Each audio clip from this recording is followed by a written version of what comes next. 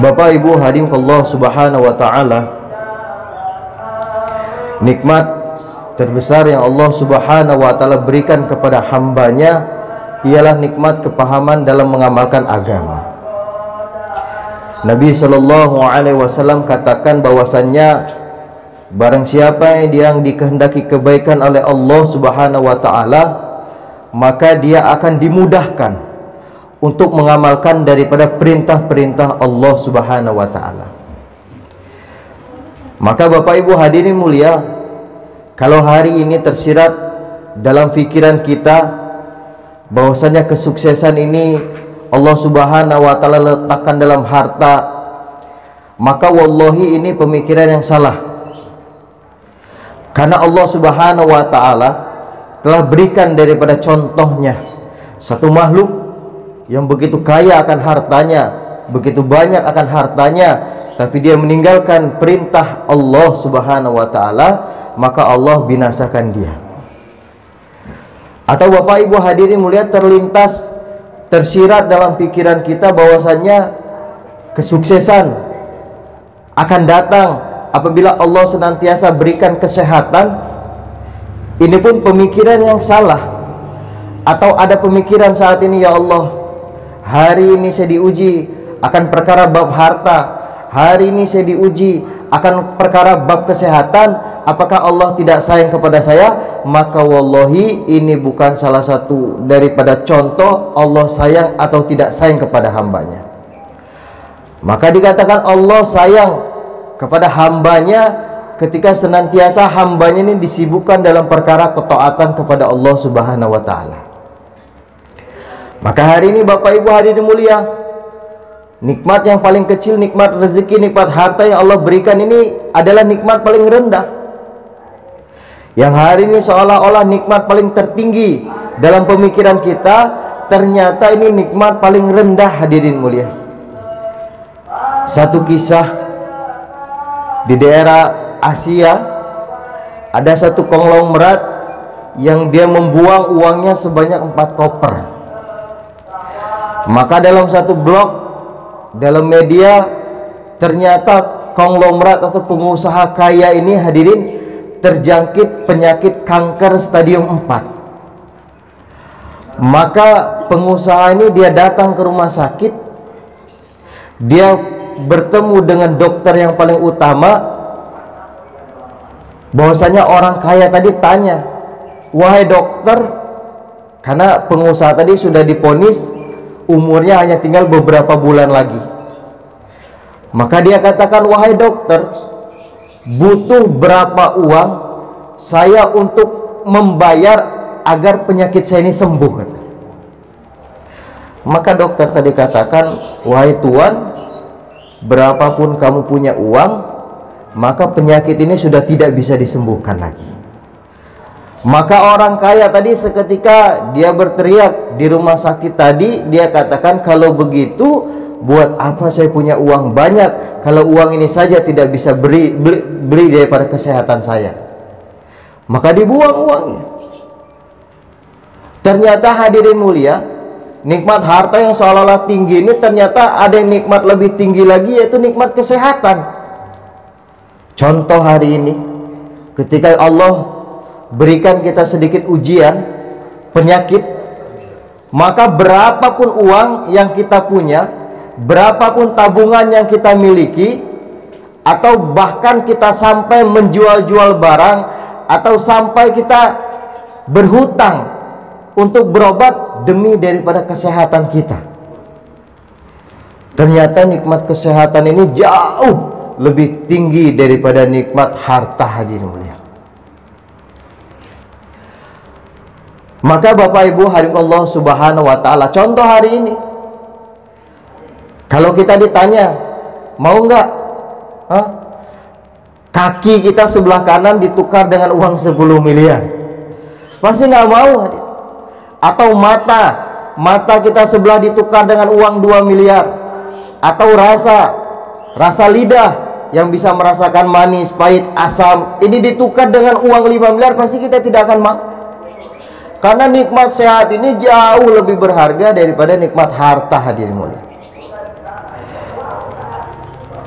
Bapak Ibu Allah Subhanahu wa taala, tapi ternyata di atas daripada nikmat kesehatan tadi ada nikmat paling tinggi, yaitu nikmat iman, hadirin. Dimana kalau nikmat iman ini sudah Allah berikan, maka orang beriman ini dia tidak akan kesan, baik dia memiliki harta atau dia tidak memiliki harta, baik dia diberikan kesehatan oleh Allah atau dia diberikan ujian kesakitan oleh Allah. Maka kalau dia sudah mendapatkan nikmat iman, maka dia tidak akan terkesan, hadirin mulia. Kenapa?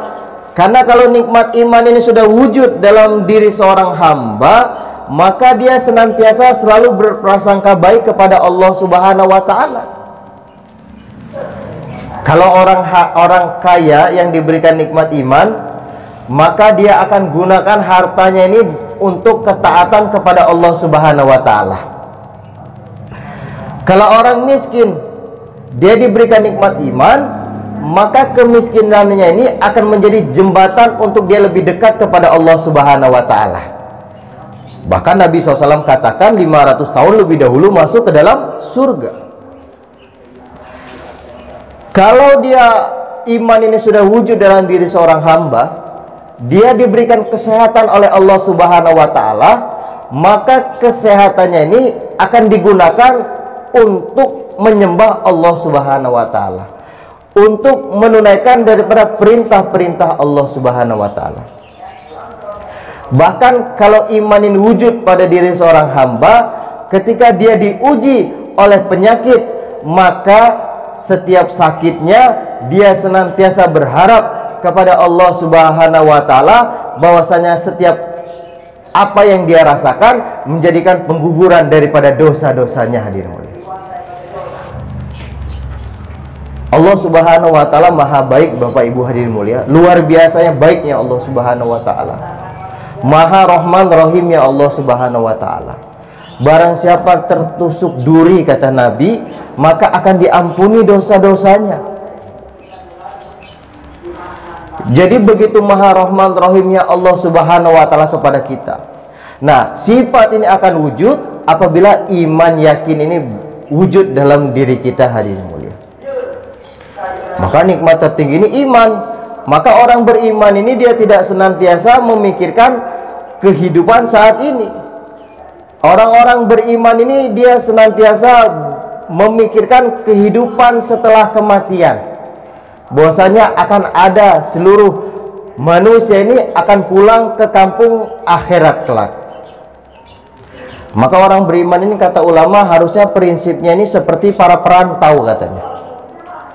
Kalau orang merantau, orang dari Sumatera, orang dari Kalimantan, atau orang dari Sulawesi, dia merantau ke Jakarta, maka namanya perantau ini, baik gajinya besar, baik gajinya kecil, maka dia akan sesederhana mungkin kehidupannya di tempat dia perantauan.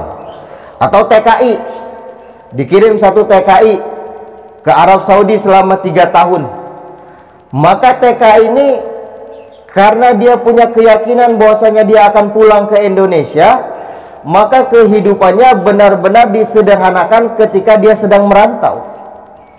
Makannya sederhana, tempat tinggalnya sederhana, fasilitasnya sederhana. Bahkan dia rela melewati daripada pahit-pahit kehidupan ketika merantau. Tapi ketika perantau ini tadi dia dapat gajinya, maka seketika karena dia punya keyakinan akan pulang ke Indonesia, akan pulang ke kampung halamannya, maka dia akan kirim transfer uang ke kampung halamannya. Kalau dia gajinya 3 juta, maka 1 juta buat keperluan, 2 juta dia kirim ke kampung. Dikirim ke kampung, dikirim ke kampung, dibelikan tanah, dikumpul-kumpul lagi. Setelah beli tanah, dia beli batu, dikumpul-kumpul lagi. Setelah beli batu, dia beli bata, dikumpul-kumpul lagi. Setelah itu dia beli pasir, dia beli semen, dia beli kayu. Kemudian dikumpul lagi, mulai dibangun, dia menyewa daripada tukang bangunan. Maka setelah 3 tahun berakhir nanti, si perantau ini ketika dia pulang ke kampung halaman, dia sudah memiliki rumah yang indah di namanya. Kenapa? Perantau tadi yakin bahwasanya dia hanya sementara di rantauan, menjadi TKI hanya 2-3 tahun. Tapi ketika saya di kampung halaman, saya sampai mati akan tinggal di kampung halaman saya. Maka begitupun harusnya orang beriman ini memiliki pemikiran seperti itu, bahwasanya saya tinggal di dunia ini hanya sementara saja. Maka apapun yang saya akan dapatkan di dunia ini, baik sesuai dengan hawa nafsu atau tidak sesuai hawa nafsu, maka semuanya akan saya kembalikan kelak, akan menjadikan ladang pahala ketika saya pulang ke kampung akhirat. Maka Amir kita Jawa Barat, Maulana Umar, ketika dalam Bayan Juru Kudama dia katakan, harusnya orang-orang pekerja dakwah ini senang semua katanya. Tapi kenapa kok orang-orang dakwah ini tarbiyah demi satu, tarbiyah lagi datang? Kenapa? Karena proyeknya belum selesai katanya. Proyeknya belum selesai. Jadi pahala-pahala ketika kita keluar di jalan Allah ini, mungkin ketika kita transfer ke amalan kita, ini baru cukup untuk menutupi dosa-dosa kita katanya. Dosa-dosa kita yang dulu, ya Allah, mungkin kita dulu bertahun-tahun meninggalkan daripada sholat, membuka aurat dengan sengaja dulu, maksiat senantiasa. Maka pahala saat ini, kata Amir kita, proyeknya baru untuk membayar utang dulu katanya. Kemudian kalau sudah lama gimana? Saya soleh dari kecil katanya. Alhamdulillah dari kecil sudah senantiasa ibadah. Tapi kenapa saya senantiasa keluar kok tarbiyah demi tarbiyah datang? Maka Amir kita katakan, proyek pembangunan istana di surga belum beres katanya. Mungkin sekarang ini pahala kamu keluar lagi bikin pondasi istana di surga katanya.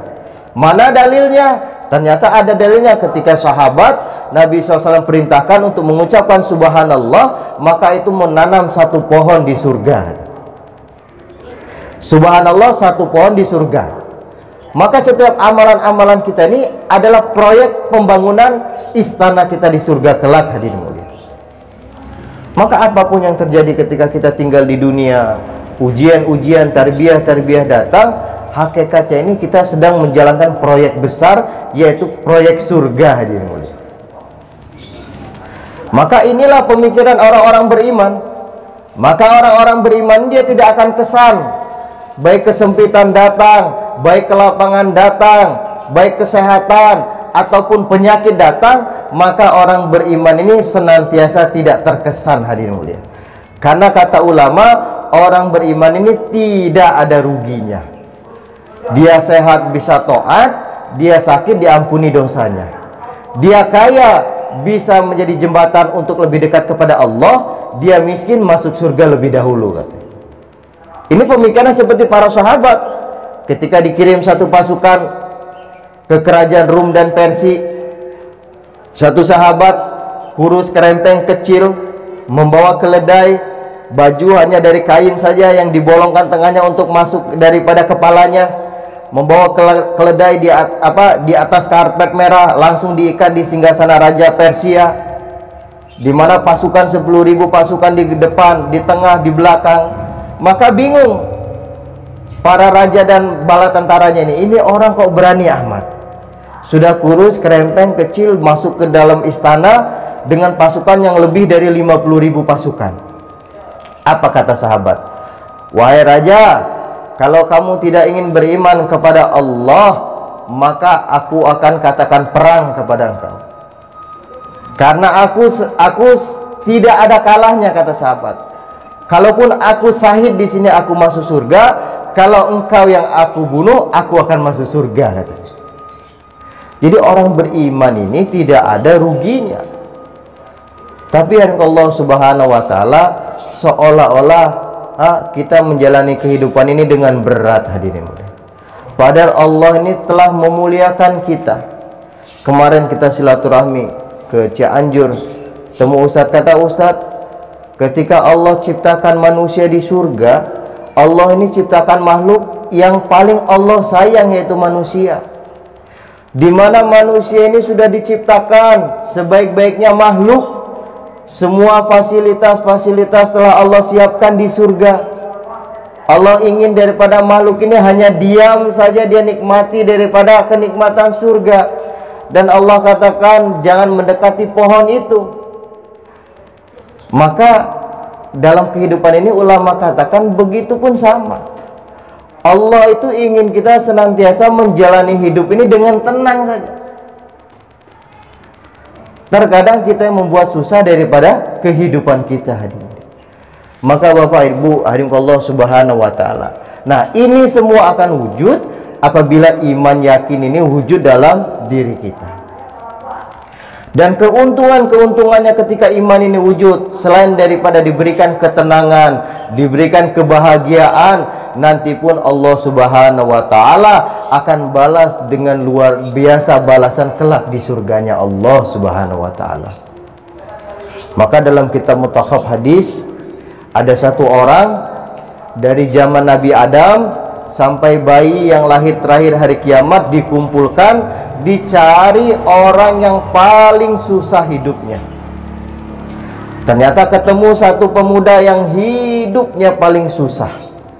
Maka laki-laki ini tadi dibawa malaikat, kemudian dicelupkan jarinya ke surga. Maka seketika Allah tanya, apa yang kamu rasakan kesusahan ketika di dunia?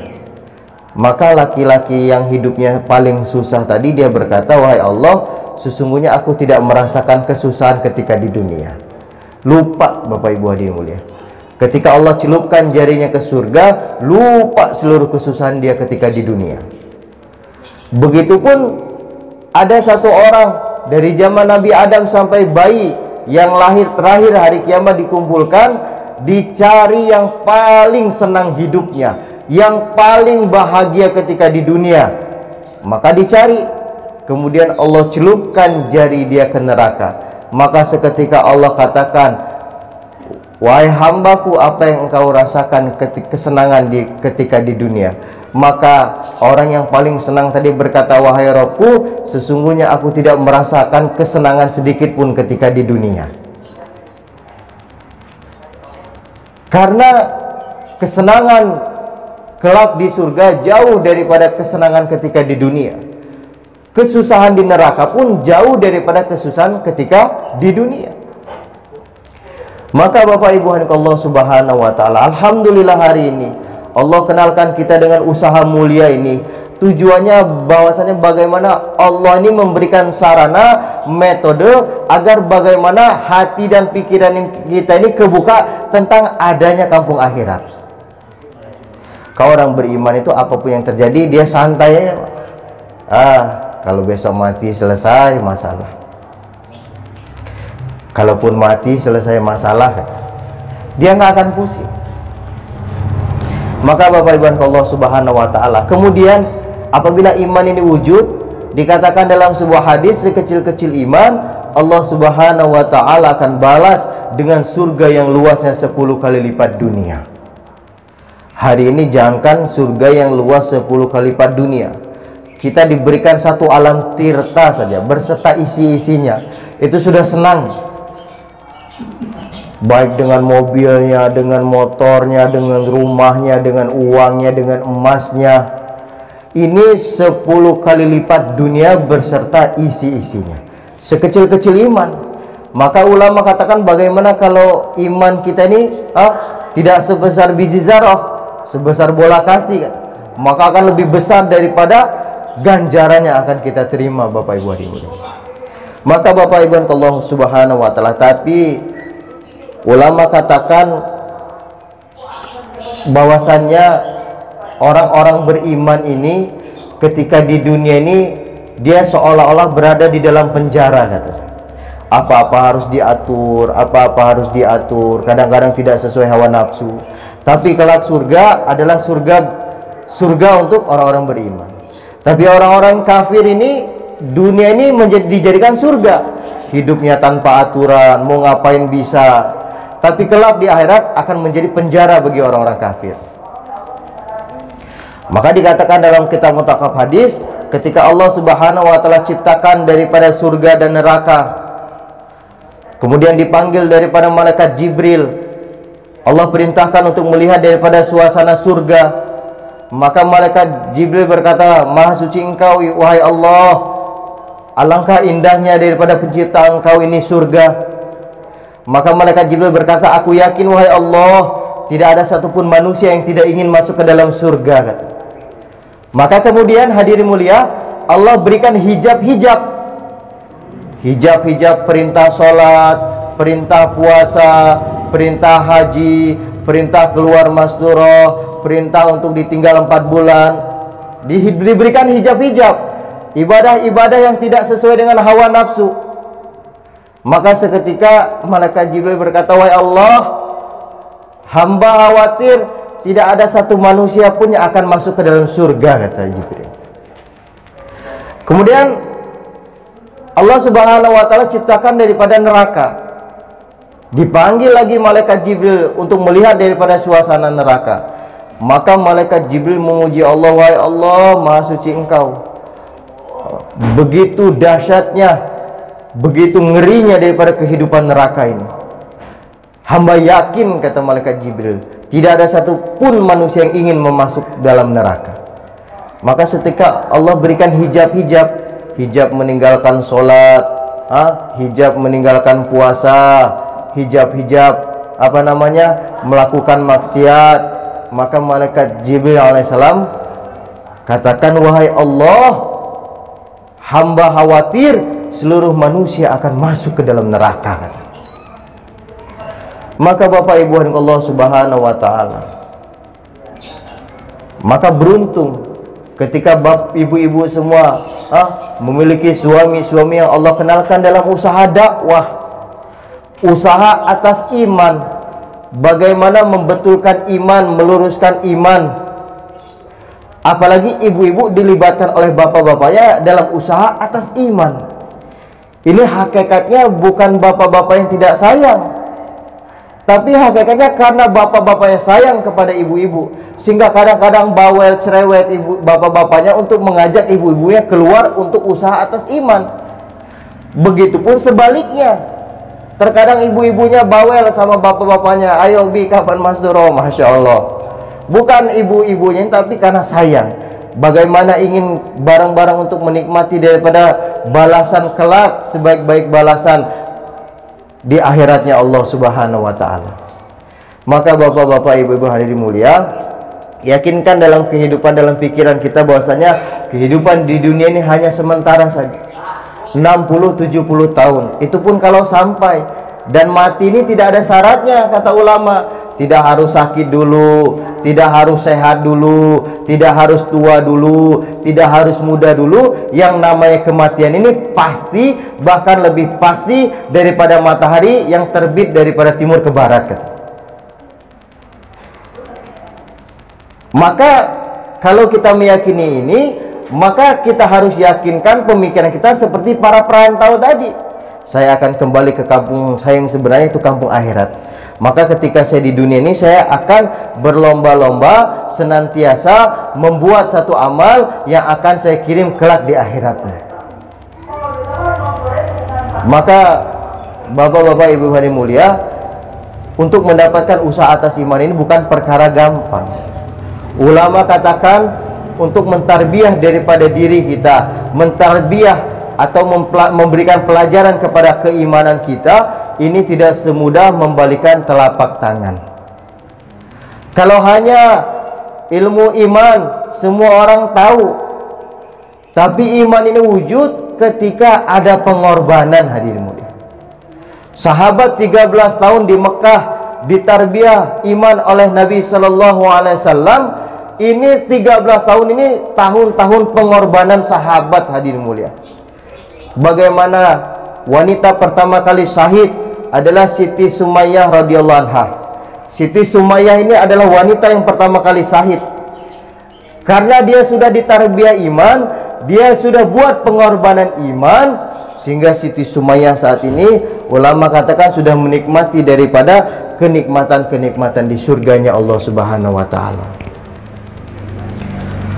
Bagaimana untuk mentarbiah iman dulu para sahabat rela meninggalkan anak istrinya, istri jadi janda, anak jadi yatim, demi untuk mentarbiah iman. Apalagi kita sering dengar kisah daripada Basir, hadirin mulia, satu anak yang umurnya dikatakan oleh ulama dalam Hikayatus Sahabah kurang lebih 7-8 tahun. Basir ini, Basir kecil. Maka dalam perjalanan Basir ini, hadirin mulia, ketika ada panggilan takaza, panggilan untuk keluar di jalan Allah, maka Abu Basir ini berangkat. Maka Basir ini dititipkan, dijaga oleh ibunya. Ada di dua riwayat mengatakan, ada katanya ibunya meninggalkan Basir, ada dalam riwayat lain bahwasanya ibunya Basir ini meninggal ketika ditinggal oleh Abu Basir tadi. Maka berangkat Abu Basir meninggalkan anaknya dengan istrinya demi perjuangan agama, demi mentarbiah iman, demi pengorbanan iman, demi pengorbanan agama. Abu Basir berangkat keluar di jalan Allah. Maka hadirin mulia, berlalu daripada waktu, maka ketika pasukan sahabat pulang daripada keluar di jalan Allah, maka dengan biasa anak-anak, wanita-wanita, orang-orang tua semua menunggu di gerbang pintu Madinah, menunggu daripada pasukan-pasukan yang telah kembali daripada fisabilillah. Maka ketika pulang terlihatlah Basir kecil tadi. Maka digendong oleh Abu Basir tadi, dikatakan, "Kemana ibumu wahai Basir?" Ternyata ibunya telah meninggalkan Basir, hadirin, anak umur 7 tahun. Maka hadirin mulia, tapi Abu Basir meyakini bahwasanya ditinggalkan di dunia ini sementara, nanti kelak kita akan dikumpulkan di akhiratnya Allah Subhanahu wa taala abadan abadah. Maka ketika pulang Abu Basir baru satu malam bersama anaknya. Dalam Hikayatus Sahabah, karena Basir kecil tadi, namanya juga anak kecil, merasa takut akan ditinggal oleh ayahnya. Maka dalam Hikayatus Sahabah, kurtah daripada Basir dan bapaknya tadi diikat. Ternyata ajib, hadirin mulia, Abu Basir ini meyakini bahwasanya ada kehidupan yang lebih indah, yaitu kehidupan surganya Allah Subhanahu wa taala. Ada ganjaran yang lebih indah, yaitu ketika di surganya Allah Subhanahu wa taala. Abu Basir meyakini bahwasanya hari ini saya berpisah dengan anak saya di dunia sementara, tapi kelak Allah akan kumpulkan saya di surga abadan abadah. Maka ada panggilan berangkat fisabilillah baru satu malam bersama anaknya. Maka Abu Basir dengan dengan semangat tinggi dia menggunting daripada, merobek daripada kurtah anaknya dan kurtah dia yang setelah diikat anaknya karena takut ditinggalkan. Maka berangkat Abu Basir tadi, hadirin mulia. Dalam perjalanan ternyata Masya Allah, hadirin mulia, Allah berikan kado hadiah terindah kepada Abu Basir. Ternyata Abu Basir syahid di jalan Allah. Maka ketika pulang seluruh sahabat, ketika pulang baru sampai gerbang Madinah, Basir yang baru umur 7 tahun tadi dia lari keluar ke gerbang Madinah. Dia lari kepada Abu Bakar, "Wahai Abu Bakar, kemana ayah saya?" Abu Bakar menoleh ke kiri sambil menangis. Dia lari kepada Umar, "Wahai Umar, kemana ayah saya?" Umar menoleh ke kiri sambil menangis. Dia lari kepada Utsman, "Wahai Utsman, di mana ayah saya?" Dia menoleh ke kiri sambil menangis. Dia datang kepada Ali, "Wahai Ali, di mana ayah saya?" Maka Ali pun menoleh ke kiri sambil menangis. Maka seketika dia datang kepada Rasulullah sallallahu alaihi wasallam. Saat itu Rasulullah SAW bersama Siti Aisyah radhiyallahu anha. Basir tadi berlari bertemu kepada Rasulullah, "Wahai Rasulullah, di mana ayah saya?" Maka seketika Rasulullah menggendong daripada Basir tadi, "Wahai Basir, apakah kamu tidak senang bahwasanya aku menjadi ayahmu dan Siti Aisyah menjadi ibumu?" Ternyata ayahnya telah syahid di jalan Allah. Secara zahiriyah ini seolah-olah kejam, tapi karena orang-orang beriman tadi meyakini bahwa saya di dunia ini berkumpul dengan keluarga saya sementara, tapi kelak ketika saya menjalankan perintah Allah, memperjuangkan agama Allah, memperbaiki, melurusi iman saya, nanti saya akan dikumpulkan bersama ahli keluarga saya abadan abadah, hadirin mulia.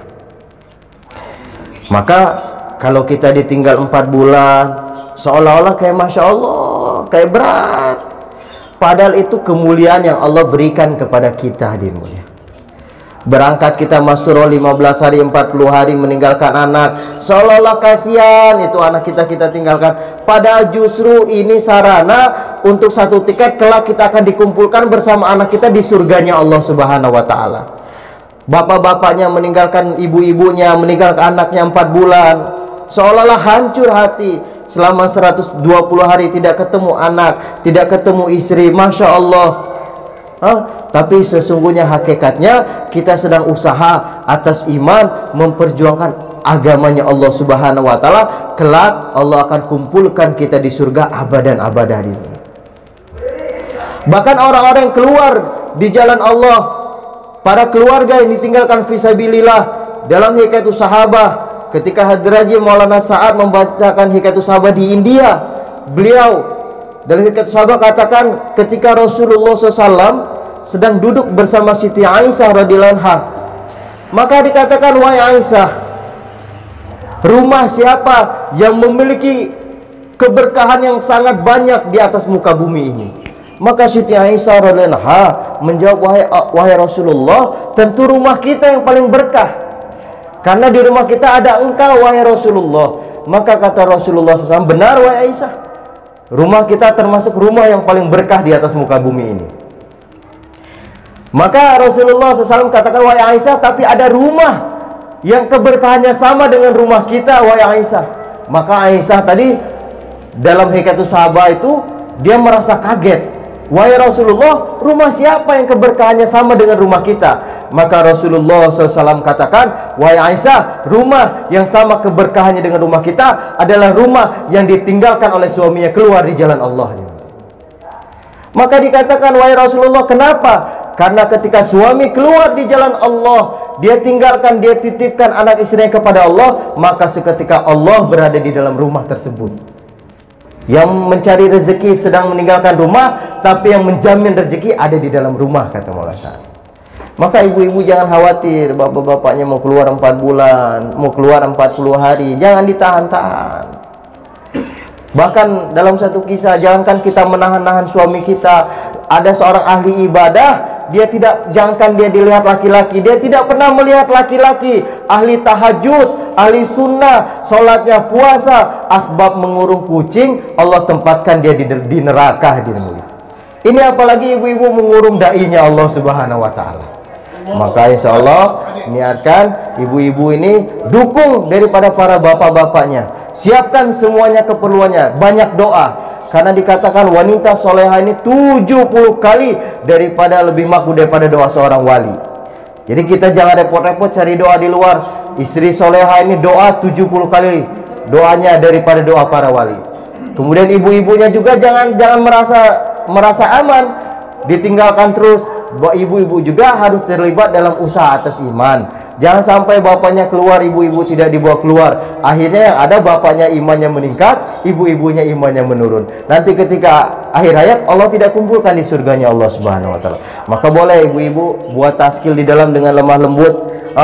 Kalau bisa kita bentuk jamaah cash 3 hari, apalagi yang sudah agak lama belum keluar. Karena iman ini seperti HP, kalau tidak dicas akan lobet. Kalau HP lobet, susah buat buka YouTube, susah buka Google, susah buat WhatsApp, susah buat video call katanya. Maka HP ini kalau dicas mudah, buka YouTube bisa, buka Google bisa, kemudian video call bisa. Sama dengan iman, kalau iman lobet ini, Masya Allah semuanya berat. Baca Quran berat, zikir berat, puasa berat. Maka bagaimana caranya? Harus dicas lagi dengan kita keluar di jalan Allah. Bersedia.